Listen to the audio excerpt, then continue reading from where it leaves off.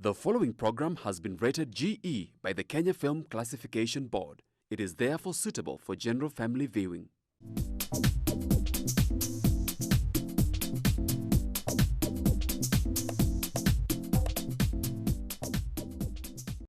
Hello viewer, how are you today? It's another day that God has given unto us, and I hope you are enjoying and celebrating yourself. We are still in the mood of Valentine. So I'm welcoming you to our today's episode on your favorite show, Chungu cha Jamii. I'm your host, Kate Waliaro, and today we have a very beautiful topic that I want you to also think about and converse with us, alongside with us, and it is a question. Is love enough to sustain any relationship? Is love enough to sustain a relationship? Now, as we go on to talk about this issue, I would want you to join me on our SMS line 21144 and on our social media handles at GBS TV Africa. Join me so that we can talk about it. Give us your views, give us your comments and questions. So I'm welcoming you to join us. I'm not alone. I'm with a very beautiful couple that is very passionate about marriage. So that's why we have them here, that they may tell us who they are, where they've come from, and how, they know all these things, So I'm going to join them so that you can listen to them, you see them, and, hear what they have for us. So you're most welcome, my guests. Kindly introduce yourself to the viewer. My name is Mary Gaki Njero, and I'm a relationship coach or a marriage coach or mentor, if you would want to call it that way. And I'm always excited to be here on GBS TV, talking to families, talking to married people, talking even to single people who are looking forward to get married. And marriage is a beautiful thing. Love is a great thing. And thank you for having me again today, Kate. And today, I didn't come alone. Of course, I'm with my husband here. Yes, and he'll introduce himself. Yeah. My name is Anthony Njero, by the way. You look very beautiful. Thank you. You're very flowery dress. Remember the magic words? Remember the magic words? Yes. You look very nice. Thank you. Yeah. All right. So I am a mediator. I do family mediation, and I have learned to appreciate marriage and family because my wife is passionate about it. And anyway, it's a life skill. It's an important life skill. Yes. So you're a very interesting couple. That love is still in the air even after Valentine. So thank you for honoring us so that we can also understand whether is really love enough to sustain any relationship, be it marriage, So is it enough? Is it enough? Or is it the only thing? Is it the only thing? Yeah. Maybe to answer whether love is enough, first of all, I would say no, love is not enough. The reason love is not enough is because, one, marriage was designed by God. Sure. And regardless of whether you're a Christian or not, we believe in God, the higher being, the greater. We believe there is somebody out there who has created all things. And we believe that God is the one who has also created marriage. And because he has created marriage, he has a bigger plan and a bigger intention concerning marriage than just, lovey-dovey and stuff like that. Love is about, marriage is about life, is about bringing life on earth, is about representing God, because that's how God operates. He operates through family, he operates through marriage. Not to say that single people have no God, no.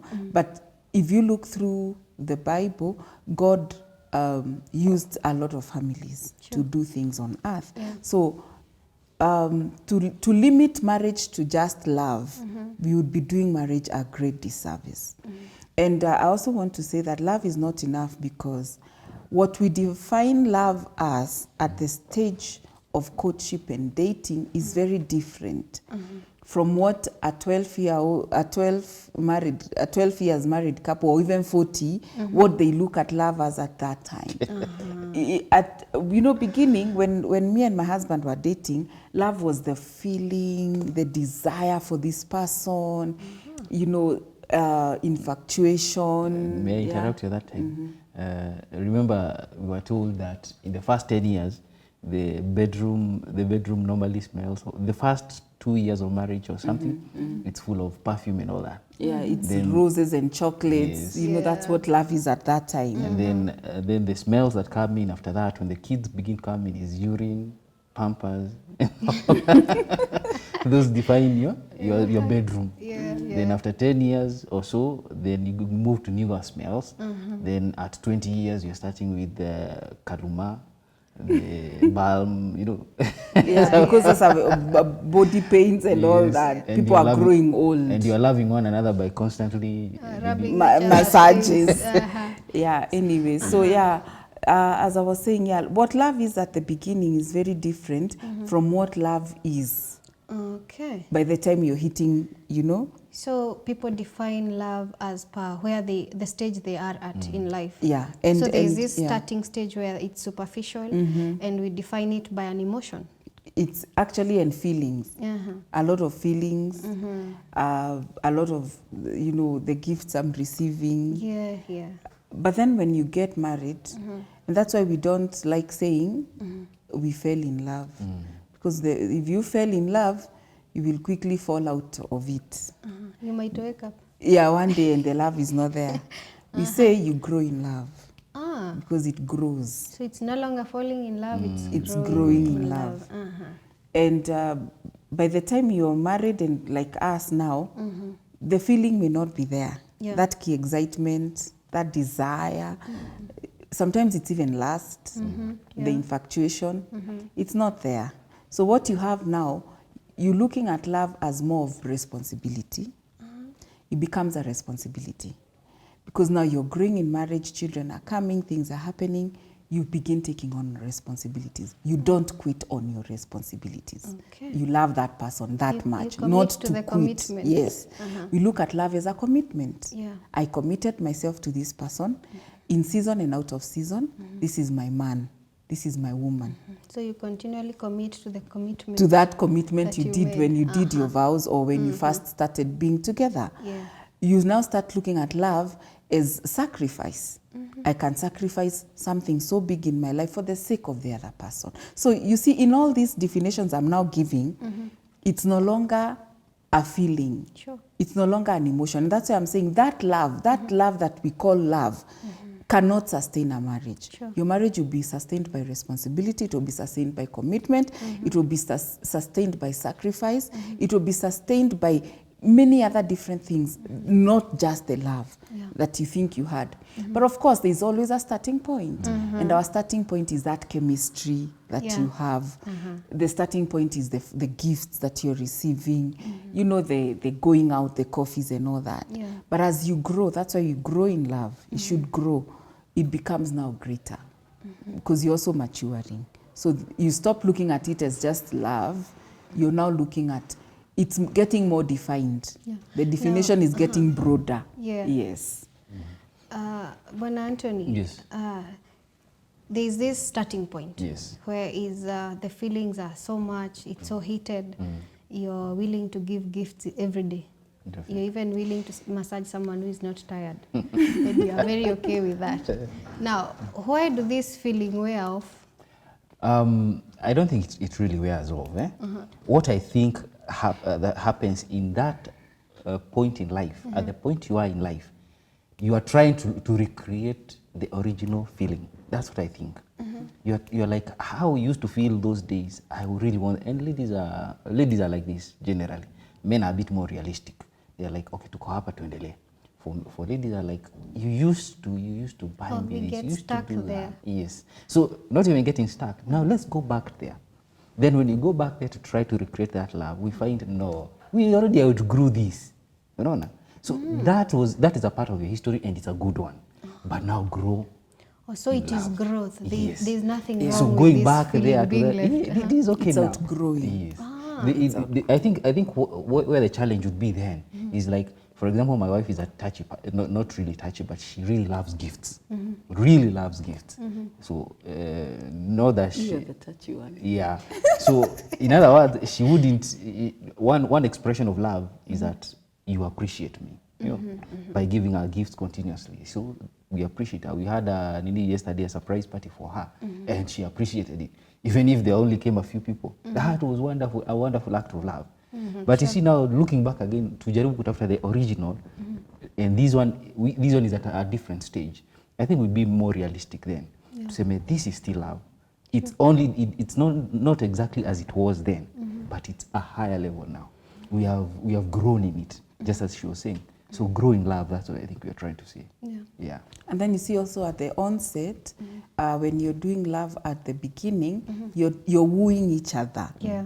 You're trying to bring this person kwa kabox kako ndio mfungie hapo ndani. You're trying to make this person come into your box. So there's a lot of wooing each other. But after you've realized that this person have actually, especially men, he's already hit the jackpot, that's it. They even forget the acts of kindness that they used to do. They forget the gifting they used to do, which should continue. Yes. But then we cannot dwell there and say and measure love by the things you receive, the gifts or anything. Sure. Yeah, what we are saying is this: the parameters to measure love at the beginning and maybe 10 years down the line in your marriage are totally are different. You cannot now say at 10 years because he didn't give you a gift that he doesn't love you. He may not be giving you a gift at 10 years, but he is out there paying school fees for your children. He's out there remembering your birthday. He's out there helping you around the house so that you can have rest. You take a rest, he'll take out the kids out so that at least you have me time, you know. Surely, will you say that person doesn't love you because they didn't come home with flowers? In that case, you will still know that you are loved. Now, I'm imagining of a case where it was all hype in the beginning. Yes. Now, as babies start coming, now your person now draws back in a way. You remain the mom, is a primary caregiver, and now there is no help. Yes, bills are paid and everything is done. You'll never hear the word, I love you. Very true. So how do you try to remain that we are still in love? Again, the last time we talked about building, about habits of building strong marriages. One of them was constant communication. Yeah. This is communication. You're constantly telling that other person, I really appreciate when you do this for me. Take care of the kids for me today. You know, you make it very clear, communicate it very clearly. And as you grow for that, you're also growing in love also. Sure. Because as you communicate with them and tell them your real needs, apart from the assumptions they assume you are also growing your love. That's what I think. Okay. Honestly. Yeah, and you also make sure that you don't get lost. You know, we ladies, sometimes we get lost in that making a home. Yesterday my husband was making fun and ananiambia, the man owns the house, the woman makes the home. So the man is the owner of the house, but the woman is the owner of the home. So don't get lost in making a home and raising the baby such that you also forget you're a person who fell in love with somebody and that person also wants your attention.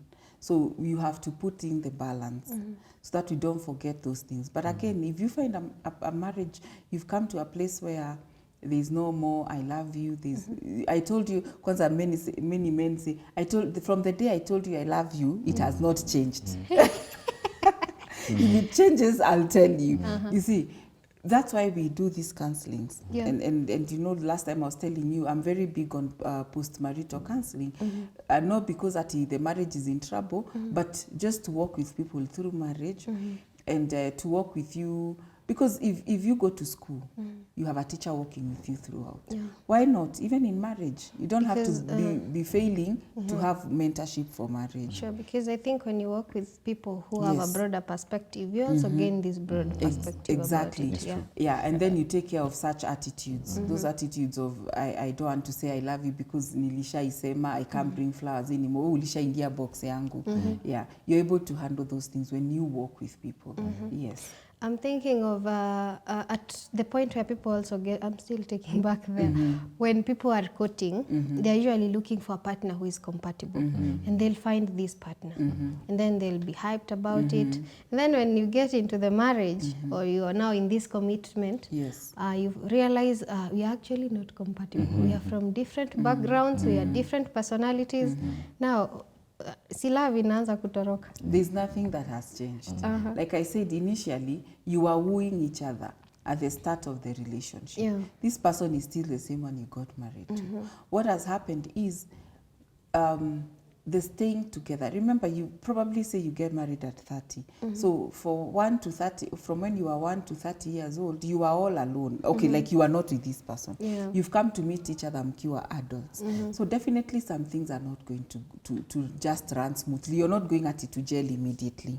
So people need to be very patient with one another because it's a learning process for both of you. And you cannot say that now we are not compatible because you've started seeing my true colors or I've started getting comfortable around you. So I think the best thing people should understand is from the onset of your courtship, things will change. So mtu akuwe ready kuwa Be flexible. ready, yes. And you remember I was talking about expectations. Yeah. Expect that a lot is going to change. This person is also, it's metamorphosis, like we would say. You don't expect someone to remain at the same level they were in. And when you get married, responsibilities are more. You've opened me up now mpaka to your in-laws. Children, I was not raising children when I was single. Now they started coming in. It's going to trick something in me. It's going to tweak something in me. It's going to change a little thing in me. But at the end of the day, we all have to work on ourselves so that you make sure you always present yourself to your spouse as that person that they fell in love with. Yeah. Over the years, having done family mediation, when they are fighting couples, many times there are children in the mix. One of the things I've realized that is consistent with fighting couples is that each and every person takes a position, a hardline position, and say, these are my minimums, these are my reducible, I'm not moving from here. You know, if you don't give me this, then I don't know what you're doing together. So they come fight and say, it is because he never wants, she never does this, she's not like this, I want this, I like it like this. And you begin to realize people are having their own hardline positions. Now, positions always, whenever you come with hardline positions, trust me, that marriage is not in a good place. It might not even progress. That's why I told you the last time we were here that it's best to define interests versus positions. What is my interest in this person? Why? What is it that I gain from them? What are the advantages of having this person as my wife, as my husband? Once you begin getting out of that cocoon of that I must get this, and you begin looking clearly at the interest you get, you soften your stand. And you see that is where you say, when we started out, it used to be better like this. We were not fighting, now we are fighting. It's just because the expectations you had, they were not fulfilled, so you said, now my position is you must fulfill them or not. Okay. If you don't fulfill them, I'm walking out. Hardline positions doesn't work. Marriages, hardline positions don't work. So if I'm getting it right, yes. From the word go, we've seen that love, number one, cannot sustain a relationship alone.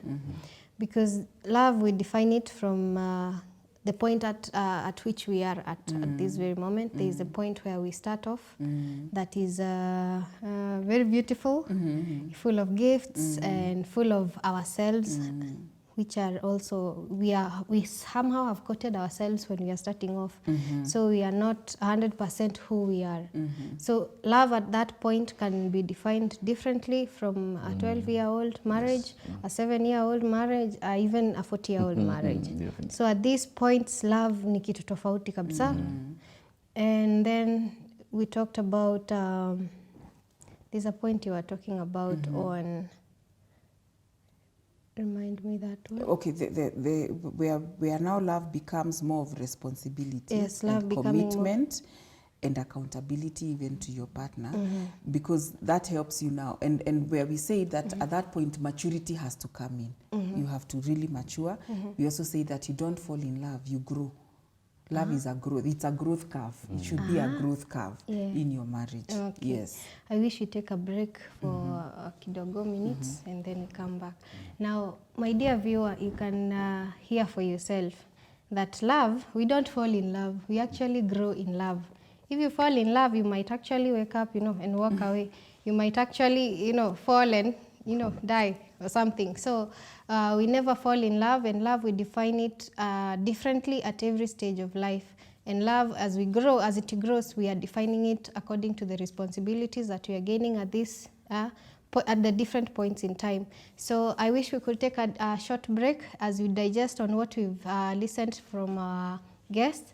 So that take a break, and then we come back, we listen to the more things that they have, so that we can be able to build our loves, our relationships stronger, not just basing it on the love that we first knew, because we are growing in love. So take a breather.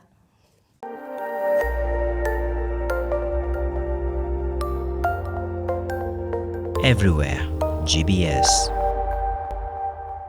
Welcome back, viewer. We are continuing with our conversation, whether love is enough to sustain any relationship. Now, we've seen from our conversation that actually love is not enough. But if love is not enough, then what is? What was the purpose of, even God joining us, bringing us together? What exactly will, then sustain the relationship? Yeah. Like I said, for us to be able to totally understand what marriage is, we need to go back to where it came from and who is the originator of marriage. And once we understand the purpose of why that marriage was created, then we'll be able to know love is not enough and what is enough. And what is enough is this. First of all, we understand that God created human beings as relational. We are relational human beings. You cannot live, no man is an island. So God took care of that part of companionship. So it's very important to know that companionship comes into play. It's also important to know that when God put Adam and Eve on the earth, he expected that Adam and Eve will fill the earth. So even procreation is another reason for marriage. And then subduing or having dominion. God intended that a family will be able to take over the matters of the earth, take charge, live on the earth as God intended. Because even God operates as one, as the Trinity, we say of God the Father, God the Son, God the Holy Spirit. They work together. God expected that picture of the Trinity to also be represented here on earth by a family that is able to work together and in unity. So that's why we say love then is not the only thing we are looking for here. We are looking to fulfill the purpose for that marriage. Yes, we may love each other so much, but are we doing what that marriage was created to do? Are we offering companionship to one another? Are we supporting each other? Are we raising godly children? There's a place in the Bible, I think in the book of Malachi, it says that the reason why God put man and woman together is so that he can raise godly offspring. It's very hard to talk about marriage without looking back to the originator of marriage. So every time I refer to the Bible, I refer to it because that's the first picture I get of marriage. And God said he wanted to create godly offspring, such that wale watoto tunazaa na watoto wa watoto wetu, the earth is filled with godly offspring. So that is why marriage came around. So it's very important to work our marriages, and as you run that race of family, know that there is an author. It doesn't belong to man, and you cannot put in the ideas, human ideas. You cannot start putting human ideas, and there are principles that govern marriage. And one principle, maybe my husband will look at the others. The principle applies whether you're saved or you're not saved, whether you're a Christian or you're not a Christian. The principle for a marriage to work, it applies to all. And one of the principles is this. Marriage is between a man and a woman. That's a principle. Whether you're a Muslim, whether you're a Christian, whether you're Hindu, marriage, that principle runs there, and that is how God wanted it to be. Another principle that God put in when he put the issue of marriage is that marriage is between adults. This man and this woman, they have to be adults. You cannot be children. You have to be adults. And there's a reason why it had to be adults. It had to be adults because God wanted these two adults to take responsibility, to be committed. Children cannot take responsibility. You leave something in the house, and you find a child has broken something in the house. What's the first reaction? Nani alivunja hii? Mimi sijui. the 3 of them or the 4 of the kids, misijui, they cannot take responsibility. And some people are living marriage like that. They do not want to take responsibility. And yet it is a principle. God wanted adults, mature adults, to be involved in a marriage, whether you're a Muslim, whether you're a Christian, whether you're a Hindu, whatever religion you are. Number 1, that principle, man and woman. Number 2, the principle, 2 consenting adults. Now, Yes. Coach, if I'm getting you right, the one thing that will make the love or the relationship sustainable is number 1, going back to the image, to where it came from. to the image of God. Yes. To the what God envisioned before it became. Yes, before he said a man and a woman can actually live together. What did he have in mind? So that we don't put all these ideas that it's all supposed to be fun and bliss. And flowers and chocolate. Yes, and feelings and SMSs. So we minus all the feelings and see what exactly did God plan. Be real, Number 2, you've talked about being God principle. ordained marriage. Yes. And he ordained adults, not children. Not children. People that can take responsibility. Yes, maturity. Meaning marriage is for the mature. Yeah. But okay, when I say mature, I don't mean perfect, because we may be imperfect. When I say mature, I mean people, it's not easy. Yeah. And that is what God intended, not for children. Yes. So when 2 people come together and they have adulted or they are mature, then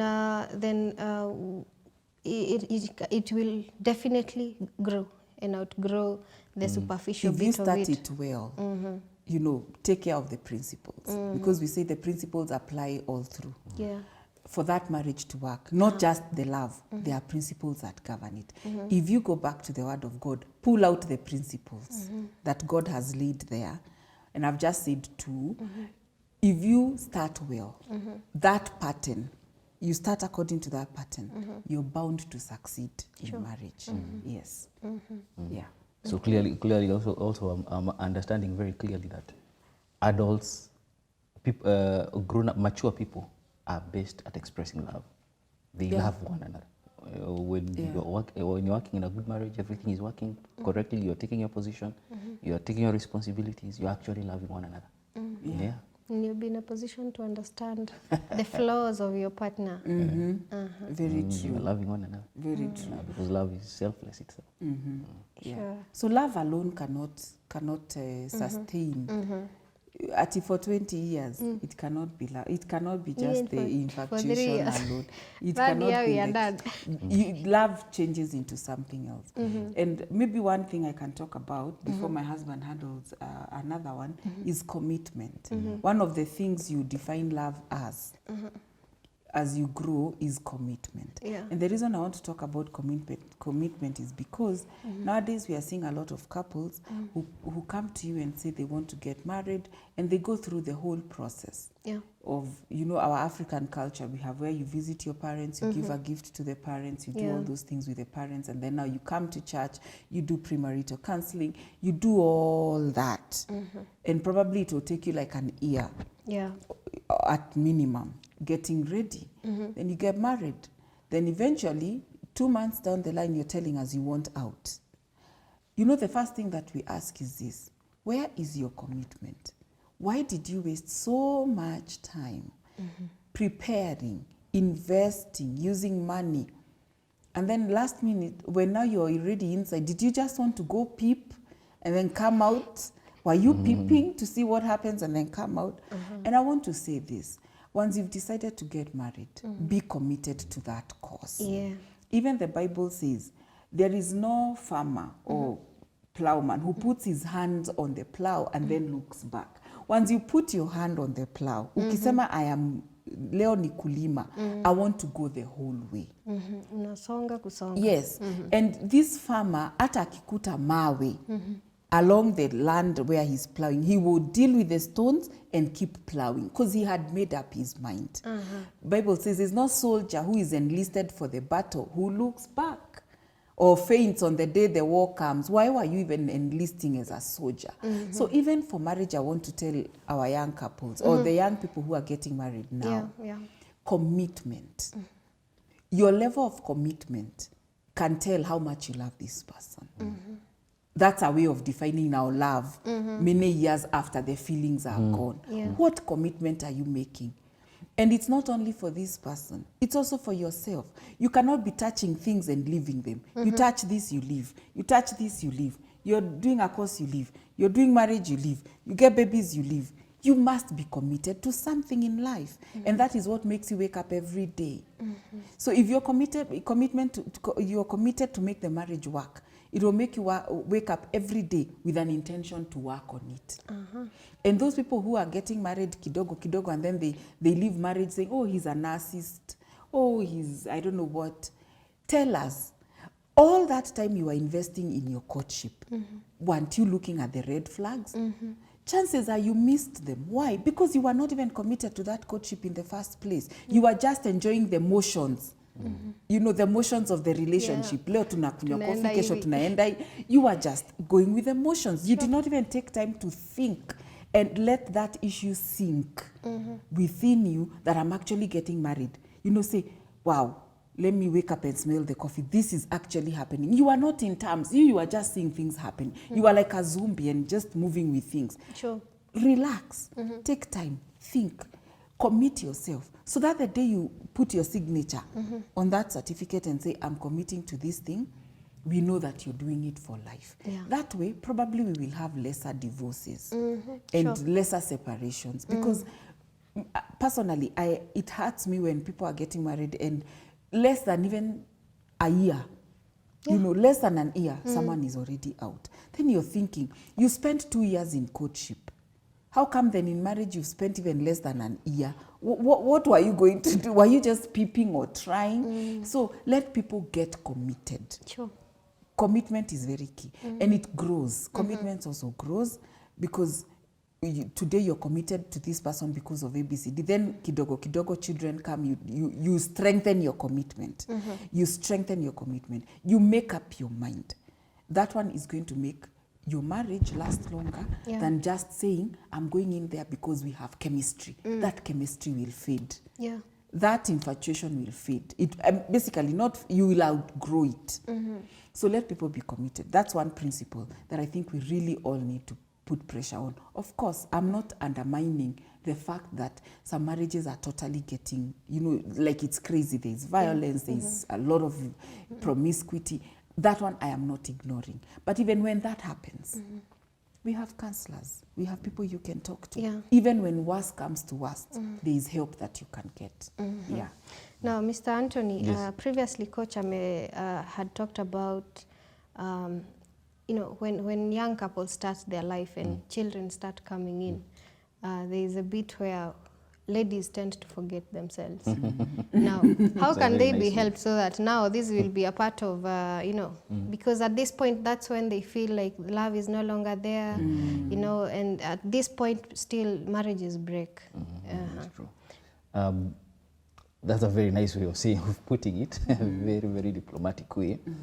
And it's true. This is true. What I think is this. We have to remember one thing, that we have to choose to face life challenges together. We have to do this, we have to fight together. Because the fight is not the wives only, or the ladies. It's for both of you. Whatever faces her will face you also, indirectly also. Sure. Yeah. Same thing that comes against you as a man will come against her. Remember, you are, as a man, you're the head of the home, and if you are ukiangushwa from that position, you expose your whole family. Yeah. Same thing with a wife. If her responsibilities somehow begin to be messed up, the family also suffers. So we have to remember that we are fighting together. Same thing we talked about positions of us. Remember your interests in your wife. Yeah.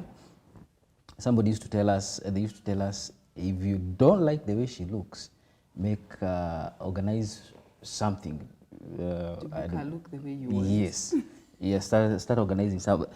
Because the question comes, I'm just getting a flash in my mind. The question comes, which is easier? Is it reforming that person you are with now, you've been with 5, 6, 7 years or so, or getting a new one? Restarting a whole process, getting to that process again, will you be changing again? I think it's the same thing she said, commitment. Yeah. It also comes at that point. Yeah. You realize, if I commit to this one, and in all the changing seasons of life, there are different seasons of life, they will come.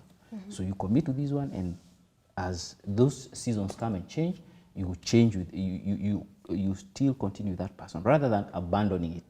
Abandonment is not really. And remember, even the one you're abandoning, the one you're going to because you have abandoned this one, remember they will also come to that point where they change. Yeah. So you're not learning a lesson. You have to learn that lesson at that point. Ni mutihani bado, maisha ni mutihani. Yeah. They kept telling us what? It's the only course you get a certificate before you even You enter do the there. exam. Yes, before you even Yeah. do the exam. Now, viewer, allow us to take a glass of water and also take yours on that side. But don't go away. We are continuing with this conversation.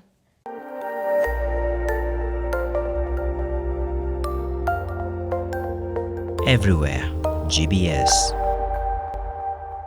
Welcome back, viewer. We have seen that for sure love is not enough to sustain a relationship. And we have also been taken through the things that are going to ensure that our relationship lasts. Now, there is commitment. There is also taking responsibility, being mature enough to take responsibility of the things that you have in life. There is also ensuring that your partner does not get lost in, as we do life, there is a lot of things. So make sure that you commit enough to make sure that you carry and tag along your partner so that you don't leave them behind getting lost. There's also the question, Coach. There are couples who will continually compete. And this way you find that because someone is competing to have more money, to have the best car, to amass the most wealth. This is a marriage where, according to the image of God, as we had seen earlier, God had an image for marriage. And when we bring in our own image of, now I want to have the most money, I want to have the best car, this competition brings in the breakdown. Yes. And the love and everything just goes down the drain. Yeah. So which is the right way? And then you start hearing people saying we are not compatible. We are not It's compatible. simply because you brought in too much competition. Yeah, Yeah. that's part of the reason why you look at a marriage and say, the love is not there. Yeah. Yeah. In my journey of marriage with my wife, I told you I came from a very tough, a dysfunctional family. Yeah. One of the things I have learned is, as I observe where she came from and interact with their family, I learned so many things. One of this time, there was a time we went to Siaya for an introduction ceremony. And during that introduction ceremony, you know how they go, this side introduces their people and this side introduces their people. One of the old people from that family, she stood up and introduced herself. And she said, this is my husband. I live in his house, but he lives in my home. You get? So I live in his house, but he lives in my home. For me, that's a picture of being complementary. You cannot make a home without a wife or without a woman, generally speaking. Sure. However hard you want to try, there are some limitations men have. Same thing with women. There is a lot of limitations. You cannot make a wonderful home without a wonderful husband giving you that guidance, direction, and so forth. Leadership is key. Yeah. So you see, we're talking about strength versus weaknesses now. We're talking about complementary. He has your back, you have his back. Both of you are working towards the same goal. Goes back again to what we are saying, fighting together.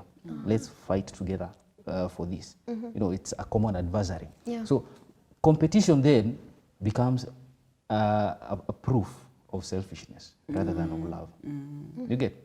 Because if you really see that person's weaknesses and you try to exploit them, what are you trying to do? You're beating your own self. Yeah. You're beating your own self. You're betraying your own self. Yes. So why would you want to do that? You are hurting your own interests. Yeah. At a particular point, you will actually need that. You don't see it right now. You may be blind. At a particular point, you will come and you will say, "Oh, I messed up. I really need that." At that point, it will be subject to that other person saying, "Do I really want to do this? Do I really want to go back to that person?" That's when now we start counseling, saying, "Okay, so what went wrong? What went wrong here?" As she was talking, as my wife was talking about premarital and counseling, premarital rather. When we handle couples who are coming towards marriage, it is a continuous question we deliberately ask couples. Are you still in this thing? She talked about commitment. Are you still interested in getting married? Okay. We move on continuously, we come to the D-Day. On the morning of putting on the gown and the suit, as you put on the bow tie and as she puts on the crown, she asks, do you still want to get married? You know, you're under pressure not to leave at that point. Everybody's under pressure, don't leave. But we are putting them under pressure. Okay, consider again. You still have an option. You still are not yet married. Before you don't sign. decide. Yeah, you just tell us, we will go out there. We were there when we were handling the introductions. We will be there to handle the breakup with them. Don't worry. You mchukue magari mwende. We will come and tell them, you know what, guys, I think this it's time to change. There is no marriage today. Yes. So we still give them the option to the very last point, even as the minister says, are you still interested in this? Because again, this is a life, we are saying this is it's a life commitment. Yeah. And you see, love, now it's growing now. As you grow in that commitment, love is growing. Yeah, something else about the competition, or what I would want to say, there are couples that are out there sabotaging each other. Totally.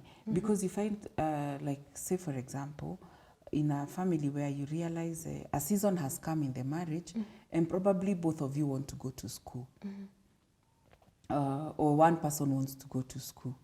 The other one does not want to go to, does not wish well the other person. So they make it very difficult for the other person to go to school. Say like if it's the wife, the man doesn't want to help. He doesn't want to, because maybe you will invest a lot of time. Maybe the man should at least pull up some weight and be able to help around the house to enable the woman be able to go to school. Kabisa unaona anamsabotage. You know, she wants to make a move. He's like, no, or he's not even available, or he's not even providing, you know, some funny kind of things. And all that goes for competition, because this man, what he's forgetting, or this woman, what she's forgetting, is that even the development that happens to this spouse, it has idea the whole family.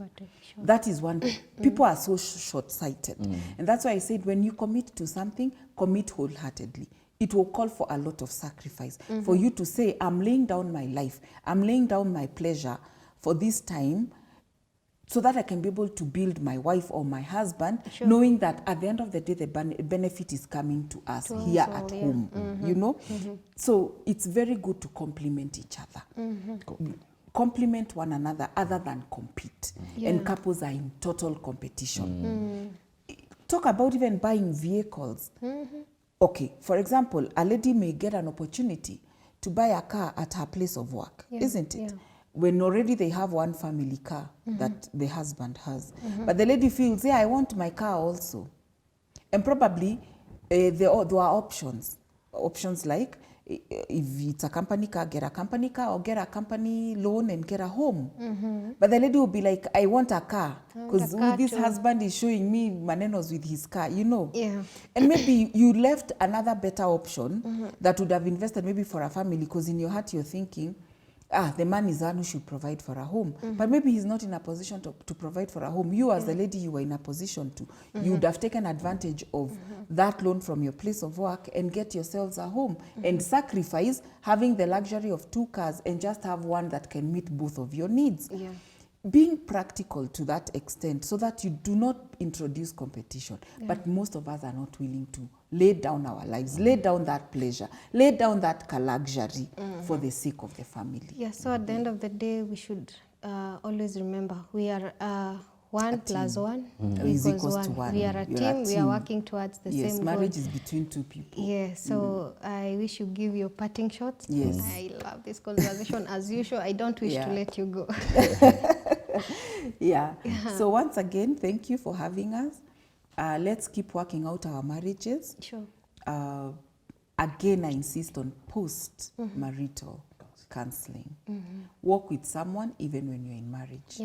Join the couples group in your church, or I've seen now even places of work having marriage enrichment forums for their staff, where they have even trainings where they call in the spouse and things like that.